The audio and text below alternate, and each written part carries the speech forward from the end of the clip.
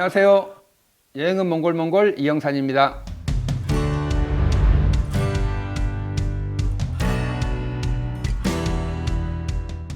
동몽골 중에서 남쪽으로 내려오면 거기에 또 장관을 하나 만날 수 있습니다.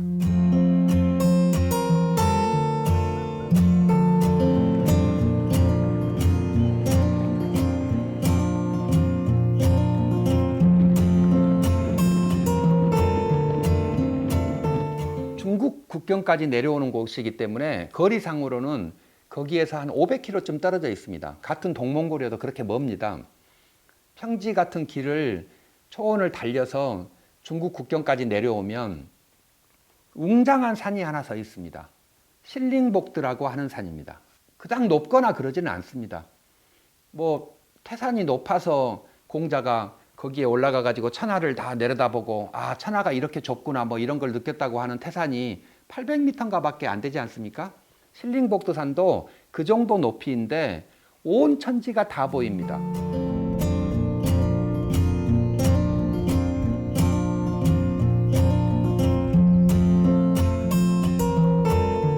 모두가 평평한데 자기 혼자 솟아 있기 때문에 그렇죠. 그 실링복드산이 아주 유명한 게 의적들 때문에 그렇습니다. 의적.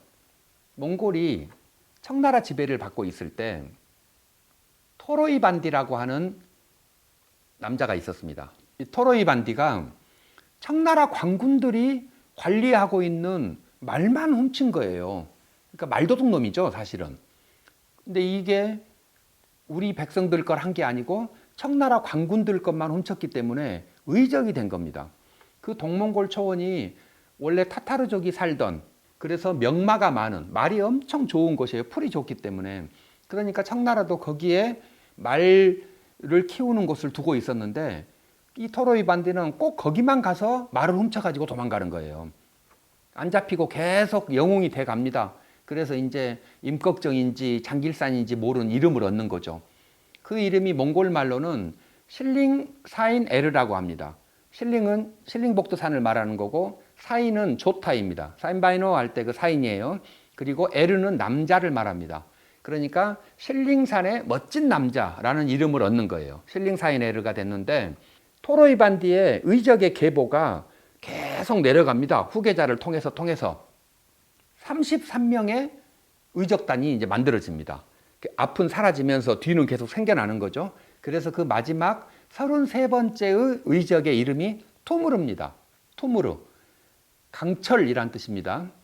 우리가 그냥 길 가는, 차가 다니는 길을 잠이라 그러고, 뭐, 까만 길, 아스팔트 길을 하르잠 이렇게 말하는 것처럼 철길을 투무르잠이라고 부릅니다. 그러니까 투무르는 강철이란 뜻이죠. 그 투무르란 이름을 가진 33번째 마지막 의적이 생깁니다. 이 사람이 제가 가장 좋아하는 몽골 소설 맑은 타미르강, 한국에도 번역돼서 나와 있습니다. 이 맑은 타미르강에 딱 등장을 하는 인물입니다. 말을 훔쳐가지고 딱 도망가는데 그 사람을 그렇게 멋있게 그려놨어요. 그래서 이 작가는 왜 이런 좀도둑을 이렇게 멋있게 그렸지? 그랬더니 이게 의적 33인의 계보를 마지막에 이었던 투무르인 걸 알고 제가 나중에 깜짝 놀랐던 기억이 있는데요. 그 실링사인 에르의 전설이 남아있는 곳입니다. 거기 가면 지금도 토로이반디의 동상이 탁 앉아 있습니다. 멋있게 술잔을 들고 몽골 남자처럼 탁 앉아 있죠. 그러면 제가 그 옆에 싹 꼽사리 끼워가지고 같이 술잔을 딱 들고 사진을 한번 찍고, 여행객은 원래 그런 겁니다. 예, 이렇게 해서 이제 실링사인복들을 딱 보고 내려오면 아래에 강가라고 하는 이름의 호수가 있습니다. 강가호수. 거기는 제가 지상의 마지막 오랑캐에 그런 이야기를 잠깐 썼는데요. 철새들의 축제를 하는 곳으로 아주 유명한 곳입니다. 우리는 철새들 많이 보기는 보죠. 관심 있게는 안 보지만 천수만 이런 데 가면 막 몇 백만 마리가 막 군무를 하면서 날아다니고 그러지 않습니까? 그만큼 많이 오지는 않습니다. 몽골은. 그런데 사람도 귀하고 하루 종일 차를 달려서 사람 한 명 만나는데 새들도 귀합니다.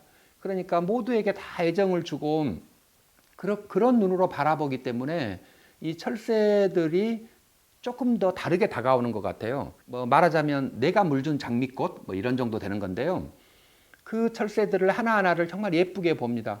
그 철새들이 모여서 가을이 되면 날아다니는 연습을 합니다. 이걸 유목민들은 철새들의 축제라고 말을 하는데요.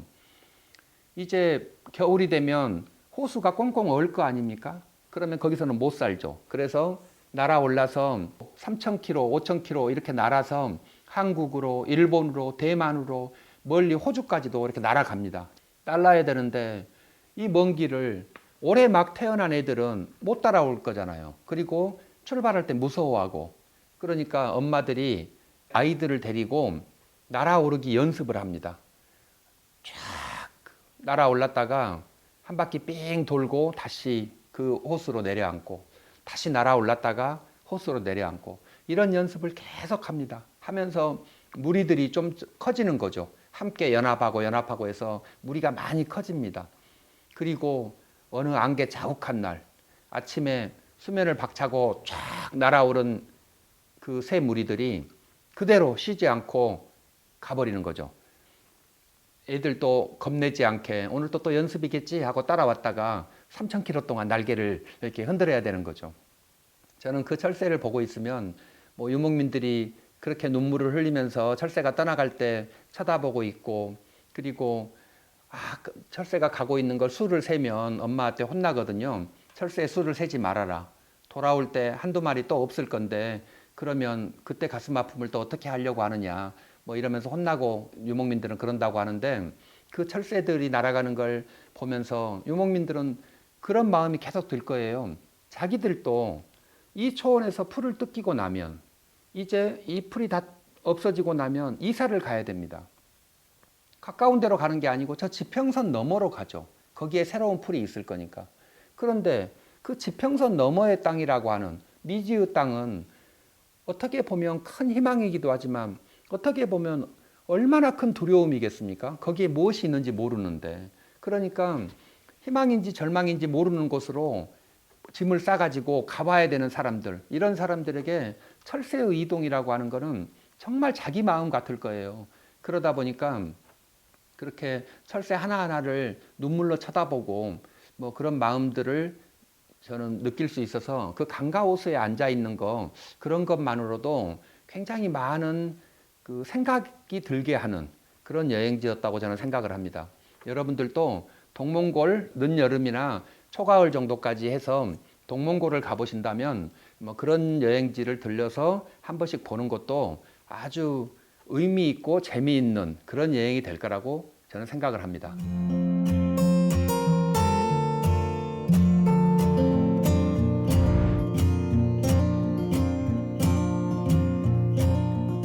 제가 이제 동몽골의 위쪽과 아래쪽 그런 여행을 가볍게 이렇게 훑어봤는데, 여기에 딱 그 한 가지 약점이 있습니다.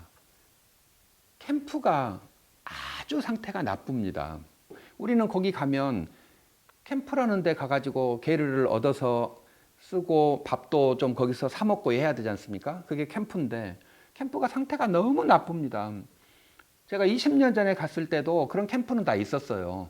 그런데 상태가 안 좋더라고요. 그러면 이게 해가 갈수록 조금씩 좋아져야 되는데 해가 갈수록 계속 조금씩 나빠집니다. 그냥 계속 날가만 가고 있는 거예요.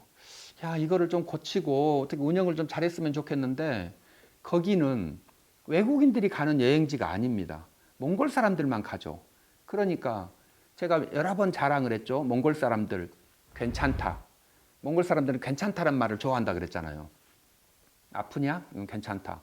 춥냐? 괜찮다. 배고프냐? 괜찮다. 이렇게 대답을 하는 거예요.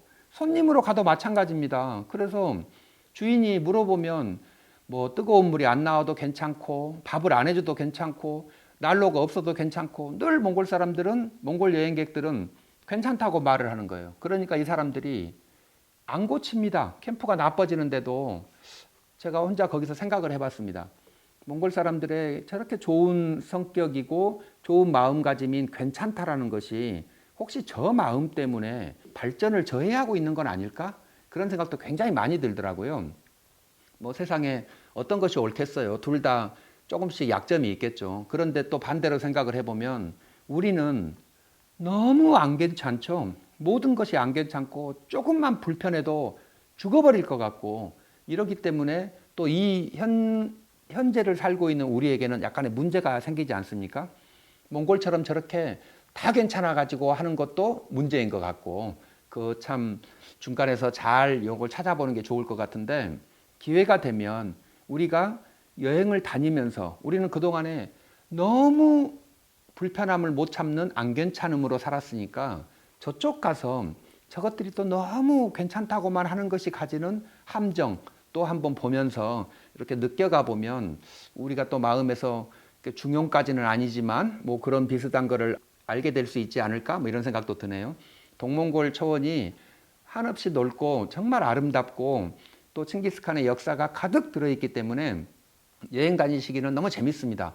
자, 오늘은 동몽골 여행을 해봤고요. 다음 시간에는 조금 더 남쪽으로 내려오는 사막 지역, 도롱고비 사막 이야기로 다시 찾아오겠습니다. 고맙습니다.